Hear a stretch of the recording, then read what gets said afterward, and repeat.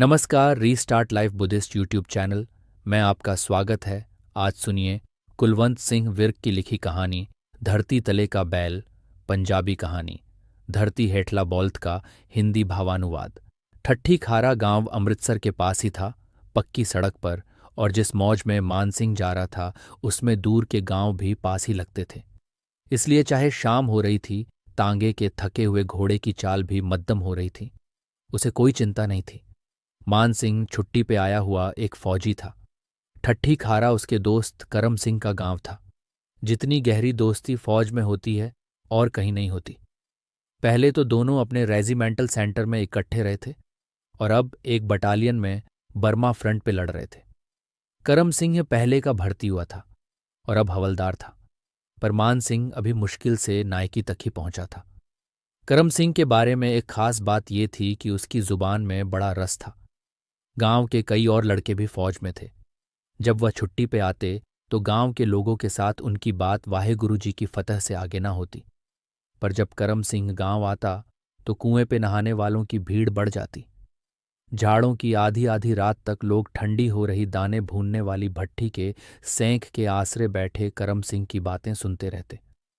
उधर रेजिमेंट में उसकी राइफल का निशाना बड़ा मशहूर था। निशाना लगाने के मुकाबले में उसकी गोली निशाने के ठीक बीच में से इस तरह निकलती जैसे आप हाथ से पकड़ के निकाली गई हो। अब लड़ाई में उसके पक्के निशाने ने कई दूर छिपे हुए दरख्तों की टहनियों जैसे दिखते जापानी गिराए थे। इस तरह वह जापानी निशानचियों की गोलियों से मरे अपने आदमियों के बदले चुकाता और अपने पलटन साथियों का दिल ठंडा करता। जहां मशीनगनों की गोलियों की बौछार असफल हो जाती, वहां करम सिंह की एक गोली काम संवार देती थी। चाहे करम सिंह की हड्डियां कुछ पुरानी हो गई थीं, पर जब वह जिम्नास्टिक के खेल दिखाता तो देखने वाले को ऐसे लगता कि उसे कोई भूत चढ़ गया है। इस लड़ाई में खैर ये सब कुछ बंद था और भी बहुत कुछ बंद था। कभी कसी हुई वर्दी पहन के बैंड से परेड नहीं की थी। जाने के लिए कोई बाजार भी पास नहीं था। कभी कोई अपने गांव या अपने इलाके का आदमी नहीं मिला था। इसलिए जब मान सिंह को छुट्टी मिली तो करम सिंह बड़ा परेशान हुआ। अगर उसे भी छुट्टी मिल जाती तो दोनों इकट्ठे छुट्टियां गुजारते और फिर इकट्ठे ही वापस आ जाते। अमृतसर से चूहड़काना कौन सा दूर था?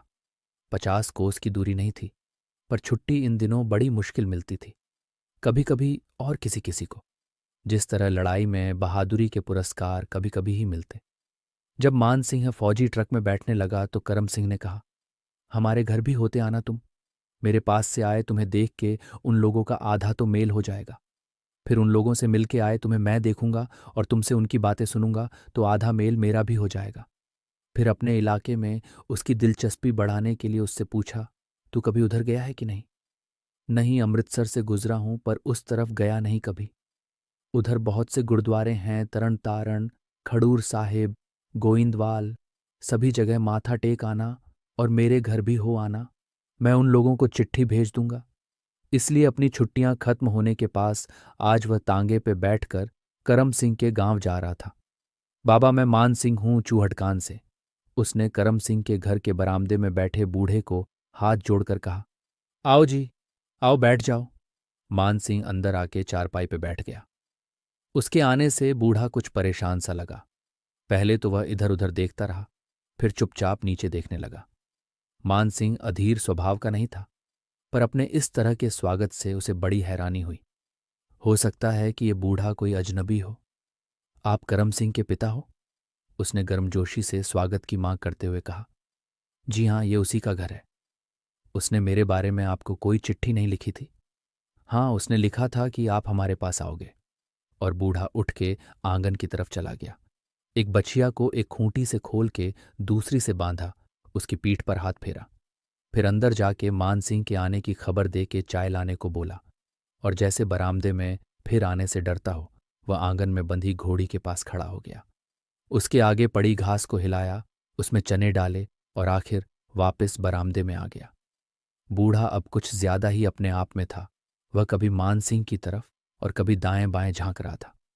जसवंत सिंह कहाँ है? मान सिंह को पता था कि करम सिंह के छोटे भाई का नाम जसवंत है। अभी आया जाता है चरी की गाड़ी लेके। इतने में करम सिंह की माँ चाय लेके आ गई। माँ जी, सत श्री अकाल। मान सिंह ने हंसती आंखों से बुढ़िया की तरफ देखा। बुढ़िया के होंठ कुछ कहने के लिए हिले, पर कोई अक्षर न बन सका। मान सिंह ने चाय वाला बर्तन उसके हाथ से ले लिया और वह वापस चली गई। ये किस तरह के लोग हैं? मान सिंह हैरान हो रहा था, अपने आप में असहज सा महसूस कर रहा था। पर अब एक घर आके वापस नहीं जाया जा सकता था। चलो एक रात रह के वापस जाऊंगा, उसने फैसला किया। रात को जब जसवंत आया तो बातें कुछ खुल के होने लगीं। बड़ी मशहूर हुई थी करम सिंह की गोली बर्मा की लड़ाई में। बस घोड़ा दबाने की देर होती, पलक झपकते ही एक जापानी ढेर होता। हमें साथ चलते हुए पता भी नहीं चलता उसने ढूंढ कहाँ से लिया। मान सिंह यहां रुक गया। उसे उम्मीद थी कि वह सारे बर्मा की लड़ाई की बहुत सारी बातें पूछेंगे। उसके अंदर बातें भरी पड़ी थीं, पर यहां तो कोई सुनता ही नहीं था। कुछ देर यूं ही सन्नाटा रहा। फिर बुढ़िया ने जसवंत से कहा, हमारी पानी की बारी कब है? परसों 3 बजे। 3 बजे सुबह का नाम सुनते ही मान सिंह ने फिर बात छेड़ी। वह अपने दोस्त की जी भर के बातें करना चाहता था। फौज में करम सिंह को सुबह उठने का बड़ा आलस्य है, सबसे बाद में उठता था वहां। इस बात से भी किसी में उत्साह नहीं जगा। फिर खाना आया।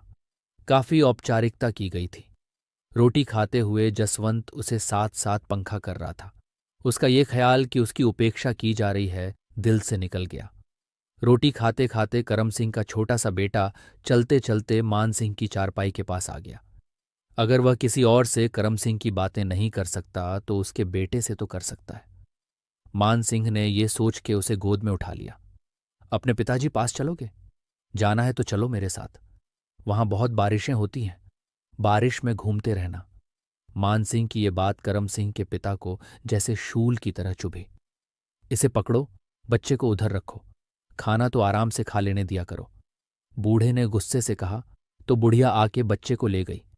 अब तो घर की हवा में सांस लेना भी मान सिंह का मुश्किल हो गया था।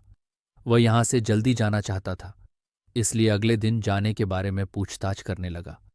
यहां से तरन तारण कितनी दूर है? 4 कोस का रास्ता है। तांगा मिल जाता होगा सुबह सुबह। तांगे की फिक्र मत करो तुम, जसवंत को साथ भेजेंगे।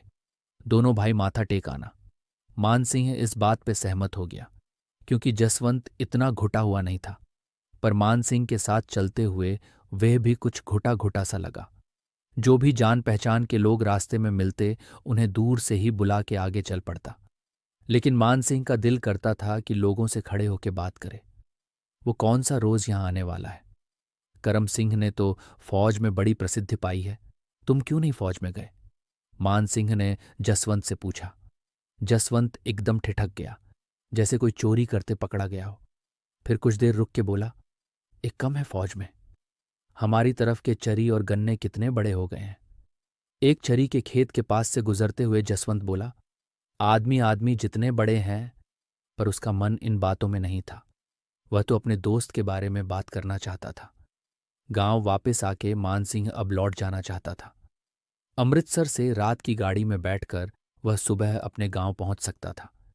अपनी अपनी जगह सभी ने बहुत प्रयास किए थे, पर उसे उम्मीद से बहुत कम मजा आया था। इस वक्त उसके लिए अंदर चाय तैयार हो रही थी और वह बरामदे में अकेले बैठा था। सामने गली में थैला गले में डाल के डाकिया चला आ रहा था। पहले उसे लगा चलता चलता वह सीधा आगे निकल जाएगा, पर वह बरामदे में आके चारपाई पे बैठ गया। क्या लेके आए हो? लाना क्या है, ये पेंशन लाया हूं बेचारे करम सिंह की। करम सिंह की पेंशन। करम सिंह मारा गया। सारे इलाके में हाहाकार मची हुई है और आप उसके घर में बैठ के पूछते हो करम सिंह मारा गया। चिट्ठी आए हुए तो आज 15 दिन हो गए हैं। मान सिंह ने 2-3 तेज तेज सांसें ली, माथे पे कुछ मुट्ठी जैसा भींच लिया और फिर आंखों से पानी निचुड़ने से ढीला होने लगा। बूढ़े ने बाहर डाकिये को बैठा देख समझ लिया कि बात हाथ से निकल गई। अब बोझ उठाने का क्या फायदा? 8 पहर का दबाव कम हुआ तो आंसू निकल गए। दोनों देर तक एक दूसरे के पास बैठे मन हल्का करते रहे। मान सिंह बोला, आपने मुझे आते ही क्यों नहीं बताया? ऐसे ही, हमने सोचा लड़का छुट्टी पे आया है, इसकी छुट्टी खराब ना हो। जब छुट्टी काट के वापस जाएगा तो पता चल जाएगा। फौजी को छुट्टी प्यारी होती है। जितनी करम सिंह को प्यारी थी उतनी तुम्हें भी होगी, बल्कि ज्यादा होगी। हम बात छुपाने में कामयाब नहीं हो पाए, बेकार में कोशिश की। वापस जाते वक्त मान सिंह ने वह गांव देखे जहां वह बूढ़ा जन्मा पला बड़ा था। आस पास किले बने हुए थे, कब्रें और समाधियां बनी हुई थीं, जो भारत पे हमला करने वाले लोगों से लड़ने मरने की कहानियां बताती थीं। शायद इसीलिए बूढ़ा इतना सहनशील था, दूसरों को हल्का रखने के लिए अकेला बोझ उठाए फिरता था। मान सिंह ने सुना था कभी कि धरती के नीचे एक बैल है जो अपने सींग पे धरती का भार उठा के खड़ा रहता है। उसे इस तरह लगा जैसे करम सिंह का पिता ही वह बैल है जो बोझ के नीचे दबा होने पर भी लोगों का भार उठाना चाहता है। यदि आपको यह कहानी पसंद आए तो कृपया लाइक करें, सब्सक्राइब करें और अपनी राय कमेंट में साझा करें। धन्यवाद।